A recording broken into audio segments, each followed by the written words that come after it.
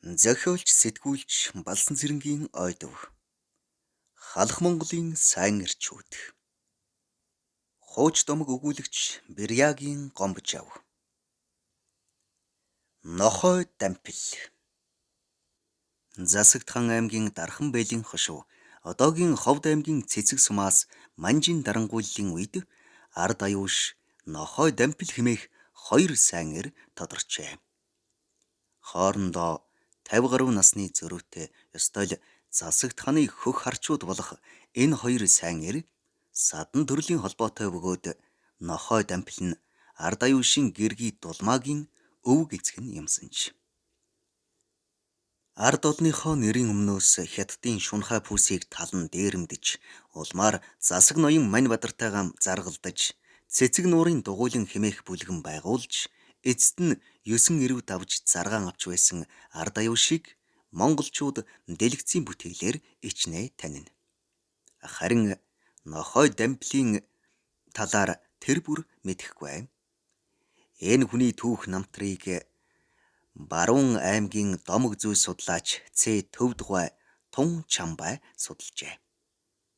Учир нь Нохой дампил нь энэ хүний өвөг эцэг нь юмсанч.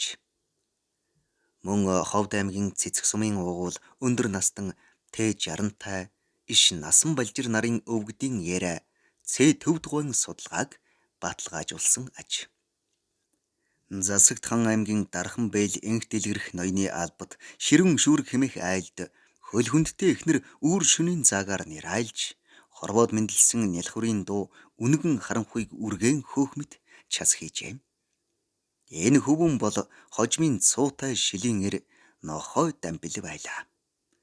Дампил хөө эрийн цээнд хүрмэгцэн ноёны адуучин болж эмнэг хангал мордыг эр биеийн чадлаар сурган номхруулсаар сайн хүлгэн шинж байдлыг шинжиж байхдаа сайн эрсийн замаар амьдрахаар сэтгэл шулуудан засагт ханы цахиур төмөр гэдэг нэрийг барьдаг байжээ. Салхин сандаг, ховг сайрын хавтай торгууд, бор цонжийн түүхий хүү, ховдын бор ванд нарын шилэн эрчүүлтэй хөл хөлхөж ганц нийлэх болжээ. Чингээд ноёдын адуун сүргээс таслан хөөж, нутгийн дээс давуулан бар хөл, чингэл, цагаан гол, үрэмч, ховг сайр, хар шаар зэрэг газруудаар худалдаа наймаа хийж, оронд нь авсан адуу мал мөнгө зоосоо нутгийн ядуу зүдүү хүмүүс тараан өгч, ард түмнийхээ дунд нуугдан амьдрах болсноор Нохой гэдэг хоч хүртсэн байна. Маш урт бөгөөд өтгөн сахалтай, сайхан зантай үедээ сахлаан самнаад аш хэрүүн догшин үедээ сахлаан задалж хоёр мөрөн дээгүүрээ давуулдаг байсан тул дүү насны хүмүүс нь Нохой дампилыг Бавгар аамай гэж авгаалдаг болжээ. Нэг удаа дампил хошуу тамгын газар явж угаад Гүнчин хүү хэмээх ядуу залууг Шажинбат зангийн хурдан удмын алаг морийг хулгайлсан гэх хэрэгээр зодуулж байхдаа таарчээ. Тэгээд түүнийг өрөвдгийн эрхэнд Нохой дампил төшмлүүдэд тал засч Шажинбат зангийн морийг хавтгай торгууд хулгайлж яваад Гүнчин хүүд өгс юм гэж хэлээд Гүнчин хүүг суллуулж Шажинбат зангид 9 эмбүү баранзад хадаг амлажээ. Хавтгай торгууд гэгч нь яаж ч цохиж задлооч үг алдаж өчиг өгдөггүй шазруу нэгэн. Тиймээс хошуу тамгын төшмлүүд хавтгай торгуудыг цогц задсноос хар хад цогсон хавгүй дээр гэж ярьцгаадаг байжээ. Шажинбат занг үнэн худлыг олж тогтоохоор хавтгай торгуудыг дуудуулж "Муу хулгай, Гүнчин хүүд миний алаг морийг өгсөн чинь үнэн үү?" гэж асуухад "Тийм ээ, би өгсөн. Гүнчин хүү тэрмүү алаг адсганд чинь дурлаад байх чинь үлээ. Та тэрмүү алаг адсганыхаа оронд миний адсхыг жаахан ноолохгүй доо" гэд хувцаан тайлаад эхэлтэл Шажинбат занг "За, орхи орхи. Нэгэнт хэрэгэ хүлээж гисэн хүнийг банздаад яах юм? Чи дараа өөр хошуу нутгаас нэг гайгүй адуу олж ирээд надд өгчих нь биз" гэж хэлээд явуулж байсан гэдэг. Тэгээд Шажинбат занги нохой дамблаас мөнөөх амлсан 9 эмбүү баранзад хадгаа нэхэж очтол өөдөөс нь би амлсан үнэн боловч бэлэн байгаагаас бий байна. Зовлого идвэл ид. Зойрондоо хадгалбал хадгал. Бэрхээс ясвайн. Энэ хоёрын алийг авах вэ гэсэнд занги мөн л хэлэх үггүй болоод явж одсон гэдэг. Дархан бэйли юнданд орж засгийн хошуунд байсан хятадын пүүсийн доншуур наймаачин Шова Чунт буюу нутгийнхны нэрлснээр Шава намт хэмээх бардам дээрлэхүүээр тус хошууны шавгтын улаан хэмээх газар нутгалдаг байжээ. Хаврын нэг хуйсган нур өдөр тэр хавийн айлууд салхи шуурганаас болгоомжлон элдв дээс сураар гэрээн дарвлан бөхөлж байхыг Шава намт харчхаад муу сайн үхрэ монголчуудын орон гэр гэж майхан төдий юм байха. Харин миний гэрийг бол тэнгэрийн лууж унгаж чадахгүй. Шава намтын гэр салхинд унвал шавагтын улаан хад норнова гэх мэтэр басан доромжилжээ. Үүнийг бяр тэнхээ сайтай нохой дампил нутгийн олноос дуулж сонсоод салхи шуурга тавьсан нэг өдөр Шава намтын гадаа давхиж очоод түүнийг дуг нойрондоо дугжирч байхад нь салхины хүчийг дагуулад гэрийг өргөд шидчихэж тэгээд давхиад явчихсан байна. Өглөө нь нохой дамбил зориуд Шава намтын хар бууж мартахаар очиход мань хятад эвдэрхий гэрээн эвлүүлж чадахгүй уруу царайтай сууж байсан байна. Дамбил ханзарсан ханыг үдэж хадаж гэрийг эвлүүлэн барьж өгөөд "Өөрд шөнч мөн айхтар шууржээ. Бодвол нөгөө тэнгэрийн луун л газарт бууж ирээ байлгүй. Тэгтээ Шава намтын гэр унвуу, шавгтын улаан хад нурвуу" гэж хятадыг хэлэх үггүй болгож байсан гэдэг. Мөн нэгэн удаа Юндандар засгийн уурагч саарл морийг адуучин бараг тангад хэмээгчээр хулгайд алдаад нохой дамблийг авсан гэж ноёндоо алтан хошуу хүргэж дамблийг баривчлуулжээ. Юндандарч ноён зартай шилийн хулгайч дамблийг байцаалгахаар дайчин вангийн хошууны хэрцгий түшмэл доо, Эрдэнэвэсийн хошууны ноо түшмэл нарыг урьж ирвэлжээ. Ингээд 3 хошууны түшмлээр нохой дамблийг байцаалгасан байна. Дамбил аргагүй хэрэг тунхаар болцгож ямар ч гэсэн гарч салхилъя гэж шийдээд хэлс хэрэгт холбогдсон боол би өмдөндөө шээж засаг ноёныхон тамгын өргөөг хэртүүлэх бололтой. Намайг гаргаж морь харуулж өгнө гэж түшмэл нараас гуйжээ. Ингээд тэр морины уяа хавцаа очоод шээж ухтан Юндандар ноёны эмээл хазаартай сайхан шарга морь толгой хилэн зогсож байхыг харжээ. Тэр үед шарга морь эвшээхэд хэлнийх нь угт эрхий дарам хар хүрэн мэнг харагдсан байна. Дамбил төдөлгүй дотгошоо орж байцаагдахтаа би ноёны саарл морийг авсан байж гэж бодъё. Харин ноёны одоо унж яваа эмээл хазаартай шарга морь унаг байхад хулгайд алдагдсан миний морь байна. Гэмгүй явсан боолон хилс хэрэгт үтгсэн ноён бид хоёр хэн хэнийхээ морийг хулгайлж явжээ. Үүнийг хошуу нутгаасаа зарга шүүхээр залгаж ирсэн мэрэгэн түшмэл маань ялгаж хайрлав. Гэсэнд дархан бэйл Юнданд орж учиргүй уурлаж "Шарга морь миний унган морь. Сөрөгчин самдангийн хүү гэнтэн осор дааг байхад нь сургасан юм. Шарга морь одоо 5 настай. Дөрвөн мөчн дээрээ хүрээтэй хас тамгатай. Толгой хаялж газаар дардаг замын сайвар явдалтай морь байгаа юм" гэж хэлжээ. Хариуд нохой дампил "Ноёнт нь та морьныхон гадаад шинжийг л хэллээ. Үүнийг хэн ч хэлчихнэ. Харин би дотоод шинжийг хэлье. Унаг байхад нь хулгайд алдсан болохоор тамга дарж амжаагүй лээ. Тэгтээ миний шарга унага хэн хүний мэдхээргүй нууц тэмдэгтэй байсан. Унаг байхад нь тэнцүүлж эхтэн хүүлж байхад Хумсын чинээ хар хүрэн мэнгэ хэлэн дээр нь байсан юмсан. Одоо байвал жаахан томорсон болов уу? Мэнгэ байхгүй бол ноёны морь мөн. Харин хэлэн дээр нь мэнгэ байвал миний морь байхаас зайлахгүй хэмээжээ. Тиймээс түшмлүүд Дамбил ноён хоёрыг дагуулж гараад шаргамарыг шалгаж амыг ангайлгаж үтсэнд нэрэл хэлнийх нь угт эрхий дарам хар хүрэн мэнг байжээ. Ингэж нохой Дамбил нэг удаа ялаас мултарч байсан гэдэг. Тэгтээ үүнтэй төстэй домог түүх өөр шилийн эрчүүдээр бас давтагддаг билээ. Нохой Дамбил нэгэн удаа адуучдын даамал Атил хэмээх хүний охин оюн хорл хүүхний хамт Шинжааны Чингэл цагаан голоос Мухаммед баяны адуунаас таслан хөөгөөд буцжээ явтал араас нь 20 гаруй морьтон нэхэн хөөжээ. Дамбил хол тасрангуудаа хөөж явсан адууга тэнд нь орхиж харин өөрөө хүүхнээ дагуулад хөөж яваа хүмүүсийн өмнөөс дөхөж үинчин яман усны хөвөн дээр ирээд бүх хувцаан тайлж хаяад урд сахлаан задлаад оюн хорл хүүхнээрээ бярууны хавирыг ялз чануулж өөрөө унтагч болон хэвтэж гин.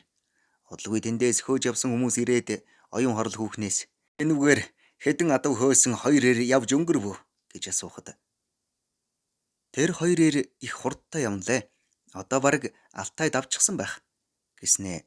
Дамбилийг татчангаан хөөй баатаргай босоорой гэж өргөстэй улаан харганаар нүцгэн биерүүн хэд сохиж дуудсанд Дамбил сэрсэн дүр үзүүлээд хүчтэй суняахад сууга цавиндаа хавч дэвссэн шороо нь бүрхийн асгарч гинэ. Тэгээд өндөж суугаад бярууны хавиргыг нэг үзүүрээс нь шув татан өмхөлж ясыг нөгөө завжаараа тургиж шидээд хэвдээ тэмээний аманд хий хамхуул орно гэгч болж байна. Та нарын адуу хөөсөн улсын бодийг хөдөлж хэдэн сайн морьтой болдог хэрэгэ гэд урт сахлаа намриулан босч ирэхэд нөгөө хүмүүс гээгээ минь эн чин тэр чигээрэн баатар ир байна гэд зугдах шахам мориндоо морцгоосон гэдэг. Нохой Дамбил баатар болж улмаар хамтран адуу хөөгч оюун хорл хүүхэнтэйгийн гэр бүл болж олон хүүхэд төрүүлж өсгөжээ. Ач охин нь ард аюушин гэргий дулмаач. Хожим ард аюушин баг хүү цэвэг хуучлагтаа манай удмаас хоёр сайн ир төрсөн юм. Миний өвг эцэг шилийн сайн ир Нохой Дамбилийн үзэл санаа аав ард аюушт нөлөөлсөн байхаа гэдэг байжээ. Тэгтээ ард аюушин эцэг алдаржав гэгч нь ясны тэмцэгч сайн ир байсан гэдэг. Алдаржав нь бусдад заргаан алдаж үзээгүй нэг явжээ. Ядуу зүдүүч цэцэн цэлмэг үнэн хурц үгтэй хэлмгийн доломгой хүн. Ямар сайндаа л улаастаа руу заргад явах гэж байсан хүү аюуштан хандаж чи мань базар гүнээс заргаан авч чадахгүй бол миний нүдэнд бүү үзэгдээрэ гэж хатуурхаж байсан гэдэг.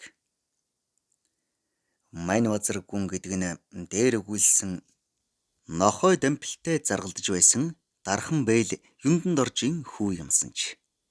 Ингэж Нохой Дамбилийн удмынхан дархан бэйлийн хошууны ноёдтой үе үлрэн тэмцэлдэж ирсэн байна. Ард аюушин төрсөн цаг үеийн монголчууд манжин даралд эд зовж ядуурлын туйлд хүрч байсан 1850-ад оны үе юм. Алдаржавынх гэдэг айл мал маллаж ангөрөөний махаар амжиргаагаан залгуулдаг байжээ. Ганц хүү аюуш нь 18 наснда өрх тус гаралсан ч тэдний амьдрал өмнөх шигийн хүнд хэцүүхэн байлаа. Хүүн бичиг үсэг гадарладаг сэргэлэн соо нэгэн байсан тул мань базрын өмнөх ноён буюу аав юнданд оржин аюушин энэ чанарыг бодолцож хяа болгожээ. Тэгээд Загчин аймагтай нутагт булаалдсан заргадаан аюушийг сул зөвлөгчөөр дагуулж аюушин хүчээр нутгийнхаа нэг хэсгийг авч байсан гэдэг.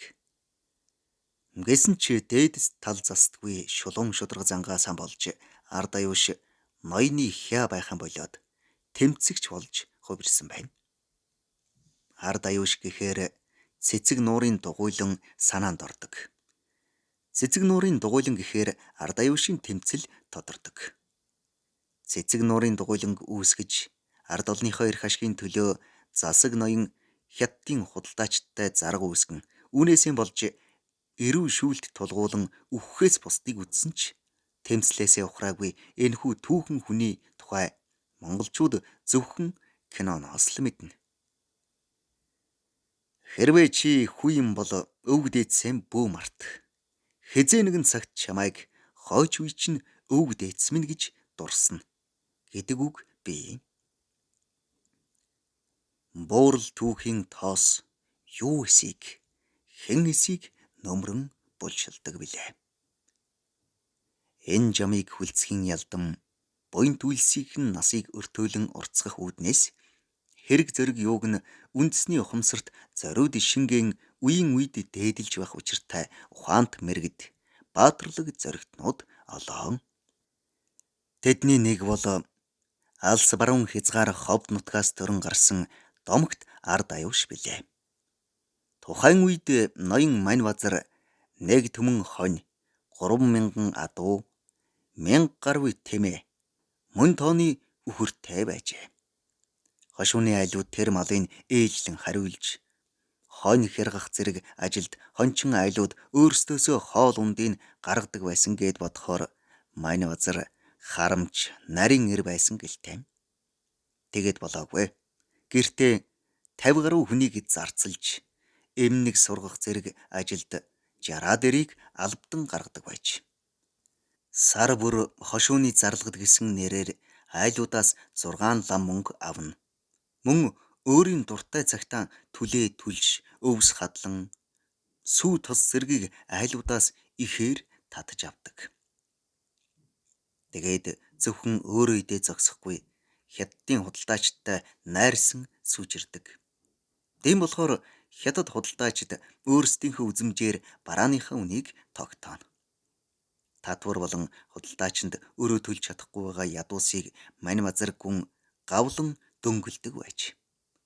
Тиймээс 1903 оноос эхлээд хошууны ардууд хэрээс хэтэрсэн энэхүү дарангуйллыг тэсхийн аргагүй болоод тэмцэл хийж эхэлжээ. Толгойлогч нь үе удам дамжсан заргач хэр аюуш. Түүний тэмцэл 1911 оны үндэсний эрхчлөөний хөдөлгөөнд түлхэц болж олон 10 хүний дотор нуугдан дарагдж байсан эх оронч үзлийг сэргээжээ. Аюуш тэргүүтээ дархан гүний хошууныхан бослог гарган олон жил нутгийн ардыг шулсан буянтын пүүсийн төлөөлөгч Түмэн Жаргал гэгчийн өрийн дансыг шатаагаад нутаг руу хөөжээ. Нөгөөх нь хамаг үнэтэй эд хөрөнгөө 20 тэмээнд ачиж аваад амь зулбан зугтаж. Гэвч удсанчгүй богд хаант засаг тогтож өнөө хятад дархан бэлийн хошуунд буцаж ирээд дотн анд Маньбазартаа хаахуйл өгч угаад алдагдсан эд хөрөнгийн минь олж өгөөч гэж гуйжээ. Шун хай ноёнч уухайн тас зөвшөөрч ард аюушийн бүлгмийн 165 хүнийг дээрмийн хэрэгээр баривчилж харин ард аюушийн хүзүүнд 80 жингийн төмөр зүгээд тамлжээ. Харин нутгийн ардууд энэ бүхнийг зүгээр хараад суусангүй. Чулуу модоор зэвсгэлж хошууны шоронд хоригдж байсан хүмүүсийг суллаж чадсан байна. Босогчд хөндийн ам гэдэг газар нуугдж байсан бөгөөд түүхэндээ цэцэг нуурын дугуйлан гэж алдаршсан билээ. Түүхийн нэгэн үед босоо хямар шиг дэрвэж манжийн 9 эрүүг шазуур зуун давж олон түмнийхээ төлөө метршгүй тэмцэж явсан алдар жавын аюушийн гавьяат үйлсийг бид мартах учиргүй билээ. Тэр үнэндээ ард түмнийхээ өр зээлийн эсрэг зоригтой тэмцэж уг чанартай манжийн өр зээлээс гарах гэж л бослого өрнүүлсэн дайчин ир билээ.